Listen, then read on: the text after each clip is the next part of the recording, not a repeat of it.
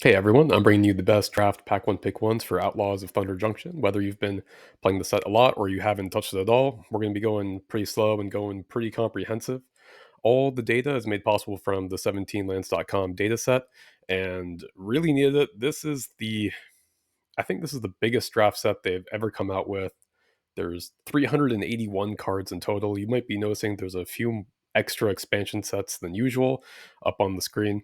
On the left, there's a cowboy hat for the main set, Outlaws of Thunder Junction. There's the breaking news cards, which is a bonus set. It's guaranteed one per pack. And on the right, there are two set icons for the list cards, the big score, and the special guests, which are, I think there's a 1 in 20 chance one of these cards show up. And I think there's 40 in total. Anyways, it's a lot of cards. It needs all the data possible. And this is going to go a little bit long. Instead of doing a top 10, I think I'm doing a top 12 and a bunch of extra cards for reasons I'll get to in a little second. But we're going to go over the color balance first. So, the color balance is a pretty smooth gradient. I think people that have been playing the set a lot aren't going to be super surprised by the way this ended up, but there are three big takeaways, I think, from what's on the screen right now. First of all, green is really strong while being drafted a ton. So everyone's starting, pack one, pick one with green, and they have a pretty good trophy win rate after doing that. So that's definitely the clear best thing to do. No way around that. The one that isn't, very very clear to unless you like look at a data set like this is that the overall trophy rate is I put at 19 points is what I found, and that's actually a little bit lower than it is usually. Usually it's above 20. So people are not, or the 17 lands users, which are usually pretty good drafters, they aren't being as successful as usual. And my guess for that is that there isn't any strong abusable strategy for the set, which is a good thing and the bad thing. It means that if you haven't been playing the set at all, you can still like sit down and compete pretty well without having tons and tons of hours like practicing the set or studying the set. You can just sit down and play it, and it's fun to play. There's a ton of good rares, and you have a good chance of winning, even if you haven't really studied it, which is bad for someone that might be watching this video, but good for selling your friends on grabbing a draft box and trying it out. The third thing I want to mention is that Blue's trophy rate is really, really bad, while also not getting picked up too much. Um, so if you just want like a quick rundown, like 2 seconds of advice, I would say green is really good, and you definitely should not start in blue. I think blue is okay if you know what you're doing, or you get past good blue cards, but you definitely shouldn't be starting into blue. So going into the best common for the set, it is at number 27. It is Throw from the Saddle. It's one in the green, and it is a bite spell. You pick one of your creatures, it gets +1/+1, and then it deals damage equal to its power to one of your opposing creatures. And if it's a mount that you're picking to do damage, it also gets a counter on it instead of the temporary pump, so it's permanent buff. So this is the most picked card in the set, and it's also indicative of like the most. I said there was no abusive strategy. The most abusive that there is of the non-abusive set is mounts, which is in green white, and it's a pretty good solid base. And I think you can still like go green white and splash into it. It's definitely just a sign that this is the best common for it. Usually, so this is like a really long data thing, I guess, but usually there is going to be a common that's part of the abusable strategy, and it creeps into like the top 10. It might be like number 3 card in the sets. Usually a common at worst is at number 12. This being at number 27 means that there isn't really an abusable strat. I think this is like very big battle cruiser magic type of set, and if you are not first picking a rare, you're going to be in a little bit of trouble. Obviously, this is still 3 points above the average, so it's still a great place to start. But don't expect your commons to carry you. Don't expect any abusive strats coming out of this either. There are no free wins in Outlaws of Thunder Junction from forcing a certain archetype. Is that all I wanted to say about this one? Yeah. I'm gonna move on to the other best common, which is in the virtual tie. It's Vault Plunderer. It is a black common, and it has this nifty ability where it draws you a card and you lose one life. Theoretically, you can use this on your opponent to commit a crime on them because you targeted them. I've never seen that come up, but it is relevant that can happen. It's also a rogue, which means it's an outlaw for the set. There's a lot of payoffs for being an outlaw. And those are all nifty things, but the main payoff is that it draws you a card. And this is exactly what you want your commons to do. It is battle cruiser magic, which means you want to grind, you want to play for late game, you want to see a lot of cards. And Vault Plunderer does a lot for that. Definitely don't sleep on it, especially if you get forced out of green. This is a really good place to start out with, also. Going into the top uncommons, surprisingly, it's not green. Number 13 is Ruthless Lawbringer, which is one white black for a 3/2. And when it enters, you can sacrifice another creature to destroy a non land permanent. So this card, deceptively powerful. I think people weren't picking this super high. It doesn't have like a really high pack one, pick one rate. Like the next uncommon I'm going to talk about is picked significantly more. So this is kind of like the spike gear card.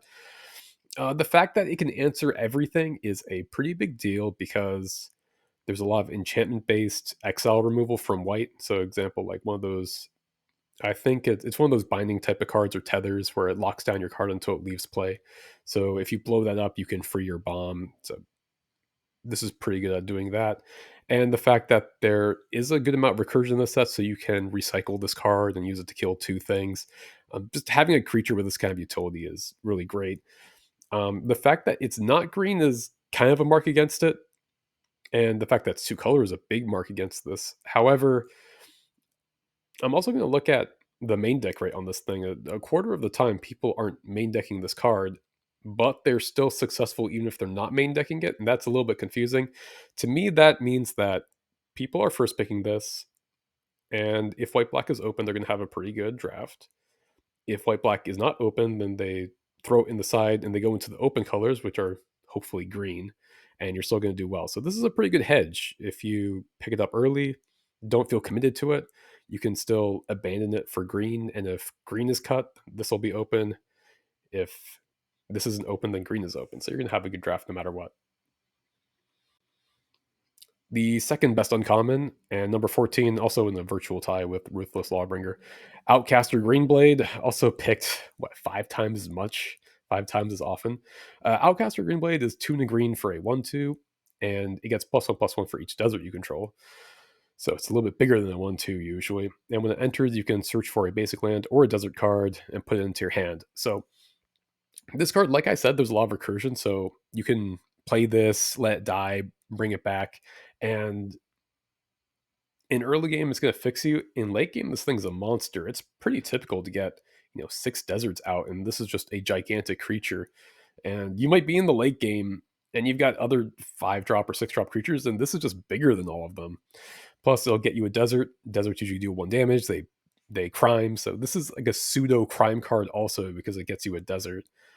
Um, for people that aren't in the know, there are a lot of common deserts that deal 1 damage to a target opponent, which means that they crime.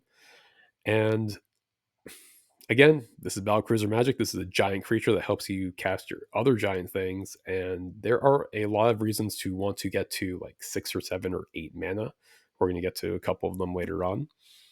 And also, just being in green is a really big upside for this. Number 12 is Bony Paul Clearcutter. She's a 6/5. She's 6 mana. She's got reach. She comes with a gigantic ox that is has stats equal to the number of lands you control, and it has whenever you attack. I mean, not when Bony Paul attacks. Whenever you attack with anything, you get to draw a card, and you can put a land in from your hand. Or, as I recently learned, you can also grab lands from the battlefield and put them into play. When we're talking about battle cruiser stuff, this is the big card of the set. It's also rare, and because there's so many rares opened up in packs, you're going to be seeing Bony Paul pretty often actually. And she is hard to beat. I think the only reason why she's clocking at number 12, not higher, is that she's got a double blue casting cost, but she is well worth it. I think if you're going to grab her, you should be forcing those colors, and that's actually pretty clear in the main deck. People are pretty much never cutting Bony Paw, even with this ridiculous casting cost. And it is worth mangling your mana base to make her work, because when you do make her work, you just erase the board. She is the bombiest of all bombs, and you kind of need that kind of effect to win in Outlaws of Thunder Junction. At her best, I think she's in blue, black, and green. Uh, Getting black cards that can get her out of the graveyard is really good. And in other sets, I would say that's extreme. Like, why do you need to recur your Bony Paw? Isn't one Bony Paw enough? And the power level of the set is so big. Again, this is number 12. There are bigger things than this coming up. The power level is so big is sometimes you do need your to recur Bony Paw and cast it a second time in order to close the game. That's the kind of set this is. It is big, it is like commander level gigantic creatures all the time. Number 11 is Gisa the Hellraiser. She's a 4/4 with ward. She pumps up skeletons and zombies. And she's the actual like good crime payoff. Whenever you commit a crime, you make two tapped 2/2 black zombie rogues, which with her ability end up being 3/3 with menace. Um, yeah, talking about gigantic creatures and also being a black creature is always, I always say like black bombs perform better than other bombs because you can slow down the game. And if, you know, heaven forbid, Gisa does die, which isn't going to happen too much with the ward cost, you can always bring her back, or if you mill her over, you can bring her back. So you're going to see more cards in black. You're going to see your bombs multiple times in black. And she just does. She's a great card. Again, like it's kind of crazy that she's number 11. Moving on to number 10, it is a green mythic railway brawler. 3 green green for a 5/5. It's got reach and trample because, of course, it needs to have a bunch of extra abilities. And the big text here is whenever another creature enters the battlefield under your control, you put X +1/+1 counters on it, where X is its power. So, oh, it's also got plot for 3 in the green, which means you might be deceived into thinking this is a hard card to splash because it's got double green in the casting cost, but you are. I would recommend you always plot this card because you can plot on turn 4 and on turn 5 you play it out and you play another big creature immediately and get immediate value on the second ability. I've seen people clone this card on turn 5 and then play an extra creature, and that goes kind of crazy too. That's, it's the battle cruiser set. So being a giant green mythic that gets you a lot of value, it's pretty hard to deal with just being huge, and the fact that it has plot means it's hard to uh, take out really easily. Pot is again like a deceptively good mechanic because you can play it a turn later when you have open mana, so you can keep up protection spells. You can uh, play combos with it immediately without risking or exposing it to removal. This card's very good. It is basically what is on the tin. I just recommend you plot it every time. That's the only tip I can really give on this thing. Number 9 is Seraphic Steed. It's a 2 mana 2/2 with first strike lifelink. Whenever it attacks while saddled, you make an angel. And it's got saddle 4, which is a pretty big number. But so the card is green white. And again, I said green white is probably the most abusable strategy there is in the set.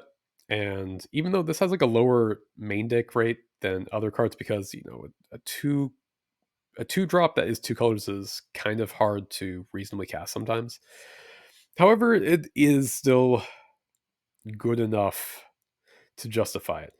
Um, the fact that Sal 4 is a little bit tough, the fact that you sometimes have to basically let your pony go, which means like you're going to saddle this up and attack and make an angel, and the pony's going to die. That's fine because it gets, you're going to gain some life and you're going to make a 3/3 angel. If you do have a combat trick, you just destroy your opponent, which is nice too. Green white, really good color combination.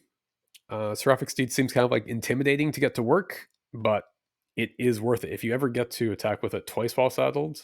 And like if you do it once, you're going to do it a second time if it survives, because you have like this angel token that also helps to saddle it. This card just snowballs out of control. It is a free win if you get it on turn 2 and they don't have a blocker for it. Number 8, Collector's Cage. Collector's Cage is I think this is the first big scorecard I'm showing so far. Is that right? Yes, there's going to be more, believe me. Collector's Cage is one in the white. It's got Hideaway 5, which means you look at the top 5 and you put a card into exile from them. And you put it face down, so it's going to be a secret. And you can pay 1 and tap to put a counter on a creature you control. And this is instant speed, which means that it is a combat nightmare for your opponent. This card is way better than you would think it is. Like, it has to be because it's on the top 10. It's not removal. It's not a creature. It's not a draw spell. Why is it so good? Oh yeah, it's got like a little bit of extra text on there. If you have 3 creatures with different powers, which is pretty easy to set up because you get to choose where you put counters, you get to play the exiled card for free. Also at instant speed if you want. So Collector's Cage is going to basically replace itself immediately, put you up on tempo, and it creates a big combat nightmare for your opponent. It is really hard to deal with. +1/+1 counters being thrown around at instant speed, and every turn you get to make your creature bigger, which means every creature you play is going to be a must kill or it eventually becomes a monster. Uh, this card is really good. I think it's also getting some modern play, so I think it's worth money. In case you are drafting a paper, you should take this card and force your deck around it because all you need is to have a 3 creatures and you start going crazy. Number 7 is a breaking news card, the Overwhelming Forces. So, this is a mythic on the bonus sheet, so I should say it is, you know, a typical mythic is half as likely to open as a rare, and a bonus sheet mythic is half as likely as a normal mythic. So this card is really hard to open. There aren't that many first picks of it. So the data is a little bit shaky, but I think, having close to 300 picks means I can pretty safely say this is one of the best cards in the set, which is pretty nuts because it is 6 black black for a sorcery. It is destroy all creatures target opponent controls, and you draw a card for each creature destroyed this way. I think this is from like a really old base set, like Portal 3 Kingdoms. And I think this is like the first time it's being kind of printed into like an English set. Um, this card is huge. Like, it's obviously has to be for costing 8 mana being good. Um, but it is very easy to get to 8 mana in the set because there is a lot of removal. We are playing expensive spells. We are plotting, which means like you're going to be a turn behind a lot of the time. Overwhelming Forces. This is the kind of set where you see a cool card and you just pick it and you're going to do well with it. Uh, Card is very good. And again, like sometimes you get into board stall, sometimes you are against a bony paw and you're like, this game is hopeless. Overwhelming Forces is one of the cards that can just reset a board, and then they have to try to find a way to get their bony paw back. And even then, they're probably going to still be behind. That's the world that Outlaws of Thunder Junction is in. Okay, going on to number 6. Ornery Tumblewag, 2 and a green for a 2/2. You get to put a counter on a creature you control at the beginning of combat. And it does have Saddle 2, and if it attacks while saddled, you get to pick a creature and double the number of +1/+1 counters on it. So I think this is pretty comparable to like Infantry Veteran from Brothers War, which was the top card in that set. And this is at number 6, and it's in the best color. Ornery Tumblewag is it gets to play both sides because it is a cheap bomb that takes over the board, but also it can start doing battle cruiser things. If you saddle it, you can take like a creature with a couple +1/+1 counters on it and make it lethal very, very early on in the game. So this thing, it's a must kill. It goes into the mount deck, which means it has a lot of mount synergies, is in the best color. Pretty much everything is going right for this thing. It's still only number 6, but Ornery Tumblewag, it's one of the best cards in the set. I think it's also going to be the best rare. So every card coming past this one is going to be a lot harder to open. So this is probably the one that you're going to be seeing a little bit more. Make sure you don't pass it. Unless you get one of these top 5 cards. The first one to talk about is Sandstorm Salvager. It's a big score card, so you're not going to see it too often. It is comparable to opening a normal mythic. It's slightly harder to open one of these than a normal mythic from the set. But Going on to the text. It's 2 in the green. It's a 1/1 artificer, and when it enters, you get to make a 3/3 colorless golem artifact creature token. And she's also got this ability, 2 in a tap, to put a +1/+1 counter on each creature token you control, and they gain trample until the end of turn. So this is again very efficient, cheap bomb in the best color, and it's a 1/1 for sure, but it's also got a must kill ability because you can get tokens like reasonably easy. There's a lot of mercenary tokens lying around. There's like vampire tokens. There's actually tokens from every single set effectively. I think there's probably some random artifact. Oh yeah, this one also makes an artifact token because why not? There's like the Urza construct tokens somewhere. Whew. There are a lot of tokens in the set, so this becomes a must kill, and it's also just a really good, cheap, efficient threat. If you do get to recur it, you also get to just spam tokens that get bigger every turn. All things going for it. Going on to number four. Number four is Vaultborn Tyrant. Uh, Big commander card is doing well in the set. How can you not be happy about it, right? If you're playing against it, you're probably not happy. It's 5 green green for a 6/6 trampling dinosaur. And whenever this enters or a creature with power 4 or greater enters, you get to gain 3 life and draw a card. So instantly replaces itself in cards and gives you a little bit of a life buffer. And it's got the last ability when it dies. If it's not a token, you get to make a copy of this creature. So again, 6/6, gain 3 life, draw a card. So the dinosaur replaces itself when you play it, and then when it dies, it also replaces itself, and that copy also replaces itself. Ooh, it is a gigantic bomb. Uh, this is more a card that should have been in a commander set, in my opinion. It probably shouldn't be in draft or limited, but it is here, and I think most people can recognize this card is pretty good. So, not exactly actionable advice to say, "Hey, big green mythic dinosaur, guys, it draws cards and gains life. It's probably pretty good." Gonna move on. Number three. This is the last big score card on here.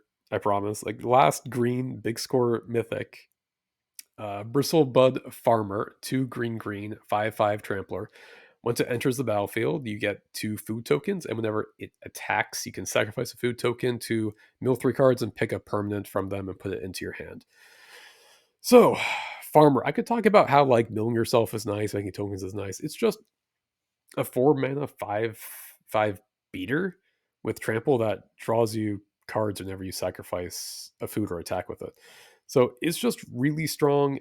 And again, um, a lot of times you're going to attack with it, trade with something, draw a card, and then you get to recur it. Because if you are going through your deck with mill and drawing, having good card economy, good card selection, you're going to find a way to get it back. So this card comes out early and it just presents a big threat. It's not exactly the flashiest card. It's definitely not as flashy as Dinosaur, but it's going to put you ahead enough to win the game 90% of the time. So you don't need to win in a big flashy way a lot of the time. This is still good enough.